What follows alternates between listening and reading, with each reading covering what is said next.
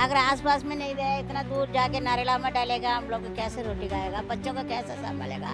बहुत बड़ा मोदी का बहुत बड़ा इतना ना, मेरे को कोई गाली दे देगा ना मोदी साहब को, मैं इसको वहाँ रहा नहीं जाता। इतना मैं उनको भगवान मानता हूँ। बताओ, मैं उनको दिल में फंसाया मगर हमें तो रोड में फंसाए के लग रहा है। उनने बोला था हमारे देशवासी कोई भी रोड पे नहीं सोएगा, लग रहा है हमें रोड पे सुलाएगी।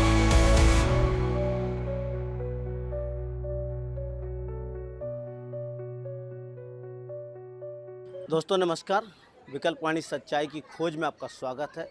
इस समय विकल्प वाणी की टीम दिल्ली के जंगपुरा इलाके में मद्रासी कैंप में है। जो इमारतें जो दिख रही हैं आपको, ये जो घर दिख रही हैं, इन घरों को तोड़ने का नोटिस 3 मई को लगाया गया था और ये कहा गया था कि 10 मई को ये जो घर हैं तोड़ दिए जाएंगे। लेकिन लगातार यहाँ के लोग संघर्ष कर रहे हैं, कोर्ट में भी और सड़क पर भी। ये इनको जगह भी दी गई है नरेला में, इनके लिए कैंप भी लगाया गया है, उसके बावजूद ये संघर्ष कर रहे हैं और ये घर छोड़ने को तैयार नहीं है। क्या रीज़न है, क्यों वह अपने घर को छोड़ने को तैयार नहीं है, यही समझने विकल्प वाणी टीम यहाँ पहुँची है। यहाँ के स्थानीय निवासियों से बातचीत करेगी और इस मसले को समझने की कोशिश करेगी। आप हमारे साथ बने रहिए। विकल्प वाणी सच्चाई की खोज। 50 साल हो गया यही इसी जगह में रहते हैं। हमारा 2 बच्चा लड़का है, दोनों बढ़ रहा है और यहाँ अभी पढ़ाई छोड़ के कहाँ जाएंगे। इसी हम लोग यहाँ कोठी में काम कर रहा है, बच्चों लोग को पढ़ाई कर रहा है, मेरा आदमी गाड़ी साफ कर रहा है और यहीं छोड़ के वहाँ क्या काम करेंगे। वहाँ जाके अगर रोटी पानी नहीं है, वहाँ जाके सारा टाइम बैठेगा तो बच्चों को कैसे पढ़ाई करूँ, कैसे खाना खाएंगे हैं। इसलिए आसपास में देंगे सही रहता है। अगर आसपास में नहीं रहे, इतना दूर जाके नारेला में डालेगा, हम लोग कैसे रोटी खाएगा, बच्चों को कैसे संभालेगा। बच्चों का बेकार हो गया, वहाँ से जाएंगे तो बच्चा बेकार चोरी करेगा और कुछ नहीं करेगा, चोरी करेगा, किसी तरह से ताला लगाया तोड़ के कीड़ के खा सकता है, यही तो करेगा। काम दाम नहीं होगा तो वहाँ क्या कर देगा। किराए भी बढ़ गए, 15,000 20,000 कम बढ़ा। पैसा तो हो गई है, ज़्यादा महंगा बढ़ गई। बस फिर भी हम रहने वाला टाइम था, रह सकते फिर तो चल जाएगा। हमको घर नहीं मिला भैया। नरेला में दे रहे हैं हम लोग को भी, उधर बस का भी नहीं है, आने जाना बहुत मुश्किल है, रास्ता तो नहीं जानते हम लोग। तो यहीं रहेंगे तो अच्छा है, पढ़ाई भी है बच्चों लोग का, हम लोग का, फिर हम कहाँ जाएंगे बच्चों को लेके। एक बात बताइए, जब आप 50 साल पहले आए थे तो यहाँ तो पूरा खंडर खंडर होगा, कुछ भी नहीं होगा, जंगल जैसा होगा। सारा जंगल था बेटा, सारा कोयला है ये तो, ये सारा कोयला अभी भी तुम खो देंगे ना, ये मशीन आ जाएगा ना, सारा कोयला निकलेगा यहाँ। हम तो 50 साल से रह रहे हैं, हमारी उम्र तो इसी में बीत गई, अब तो मेरा 60 है उम्र। हमने केस इसलिए करा कि हमारे को नरेला नहीं चाहिए, कहीं आसपास दे दो, बच्चों को पढ़ाई खराब हो रहा वो ये करके। वो कह रहा कि भाई ये जो तुम्हारा जो लागू हुआ वही मिलेगा करके ऐसे बोल रखा था। इसलिए हमारे को जो डेट जो पहले 12 तारीख करा, फिर 12 तारीख पहले करा, फिर उसके बाद फिर 27 तारीख करा, अब 28 तारीख कर रखा। वोट लेने के लिए टाइम बोला था, कान जो कि वही मकान, यही बोला। अभी वही मकान नहीं है, नारेला जाए ऐसे बोल रहा है, क्या करेगा गरीबी लोग, क्या कर सकता है। मदद तो ये करना पड़ता है, यहाँ का एम्बलिया करना पड़ता है, वो लोग भी नहीं सुन रहे हैं। किसके पास जाना है, सबके जगह में जाके देख लिया, कोई नहीं सुनता है। हाँ, कह रहे हैं कि आप नरेला चले जाओ, नरेला में जगह दे रहे हैं आप। हाँ, नारेला में तो जगह दे रहा है, जगह का क्या करेगा, कोई फायदा नहीं हमारे लिए। रोज रोटी यहीं है, वहाँ जाके क्या नारेला में मकान देखते रहेंगे, सोते रहेंगे, खाना मिल जाएगा, बच्चा पढ़ाई करेगा, स्कूल कैसे भेजेंगे। 4 घंटे आने में, 4 घंटे वो स्कूल से यहाँ आके कैसे भेजेंगे।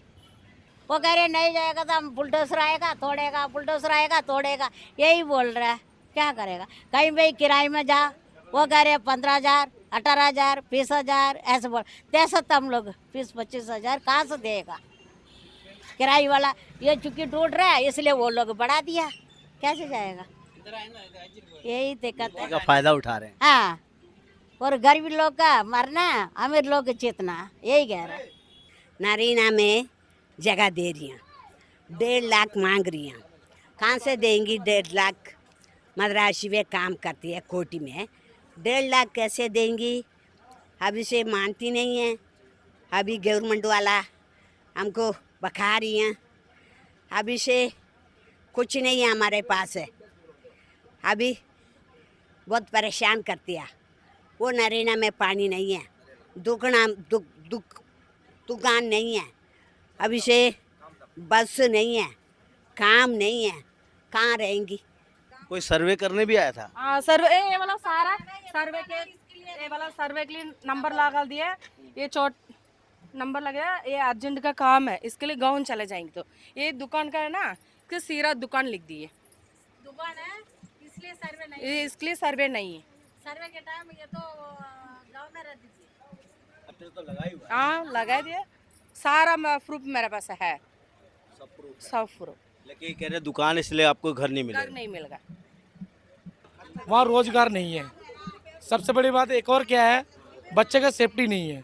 ठीक है सर, इतना दूर आना जाना भी नहीं करेंगे, ये जो सुविधा है ना वो कहीं नहीं मिलेगा, इतना पता है। और एक और बात बताऊँ सर, यहाँ के जो पब्लिक है ना, जो हमारे साउथ इंडियन जो भी है, वो सुबह 4 बजे 5 बजे उठ के जेंट्स लोग कार साफ करने जाता है, लेडीज़ लोग अपना कोठी में काम करती है, अच्छा गुजारा हो जाता है। वहाँ जाएगा कुछ भी नहीं हो पाएगा, ना बच्चे का सेफ्टी ना रोजगार, और इतना दूर आना जाना भी बेकार है। और पैसे कैसे देंगे जब वहाँ रोजगार ही नहीं है, तो पैसे कैसे देंगे? सवाल मेरे को समझना है, जैसे ये कह रहे हैं कि जो फ्लैट मिलेगा उसका 1.5 लाख रुपए भी मांग रहे हैं आप लोगों से। 1,30,000, 1,30,000। हाँ, मेन बात क्या है ना सर, इस बार जो देखो इतना सालों से रह रहे हैं, मेन बात क्या है, नाली बैक मार दिया कह रहे हैं। ये मेट्रो का काम चल रहा था, बैक मारेगा ही, 4 पाइप डाल दो बड़ा बड़ा, कितना पानी चला जाएगा। बैक मार दिया, बहुत लोगों को नुकसान हुआ, इधर भी नुकसान हुआ। ठीक है सर, मगर क्या है इस बार देखो, मैं तो पक्का मोदी का फ़ैन हूँ, मेरे घर में फ़ोटो भी लगा है, मगर हमने इस बार मोदी को बहुत सपोर्ट किया, मारवा साहब को भी सपोर्ट किया है, जिताया भी है। भगवान जाने वो क्या फ्रॉड किया, मुझे नहीं, हमें नहीं पता है, पता तो है हुआ है कुछ ना कुछ, मगर जीता के ना इस बार पछता रहे।